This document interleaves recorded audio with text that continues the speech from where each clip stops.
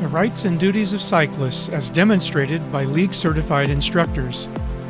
Cyclists have the same rights and duties as motorists in all 50 U.S. states. When cyclists are slower than other drivers, they have to use the right-hand lane for traffic.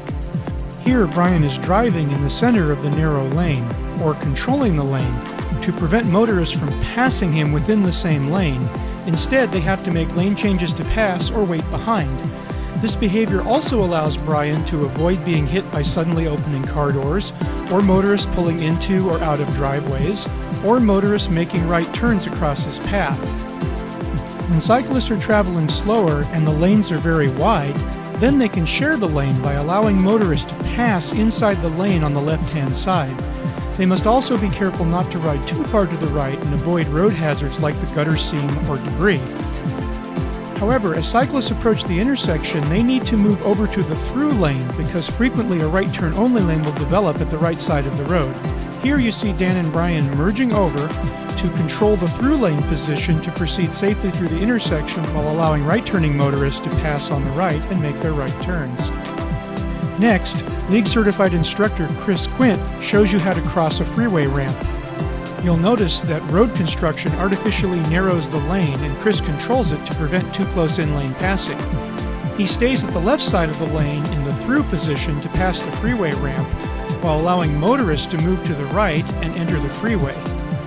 This situation creates divergent movements where the paths of the cyclists and the motorists diverge instead of crossing, and this keeps Chris safe as he proceeds past the freeway. Now Brian D'Souza demonstrates proper technique for making a lane change by signaling, scanning, and merging into the lane.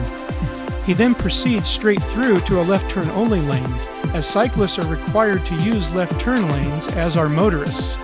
Notice that Brian keeps lane control to prevent anyone from passing him as he approaches the left turn pocket. He signals, checks for traffic one more time, and then enters the left turn only lane. Next, we'll switch to the front view, where we can see Dan waiting to make the left turn. Dan has to yield to oncoming traffic. In other words, he has to wait for oncoming traffic to clear before he can make his left turn. You'll notice that a motorist is waiting to back into a parallel parking space and another truck passed in order to proceed through the intersection. Now that the traffic's clear, they can continue their maneuver. When there is no left turn only lane, cyclists must make their left turn from the leftmost lane on their side of the road. Here you see Dan and Brian signaling and yielding, waiting for traffic to clear before they can proceed. There's one more van that needs to make its right turn, and they follow, safely completing their left turn. Cyclists must also obey traffic controls, which means stopping for red lights and stop signs. Here you see Dan arriving at the intersection second, putting his foot down to let the left-turning motorist go first. He proceeds second, and then the white truck third. Cyclists are also obligated to use right turn only lanes, as with motorists. Here, Dan has to wait for intersection traffic to clear.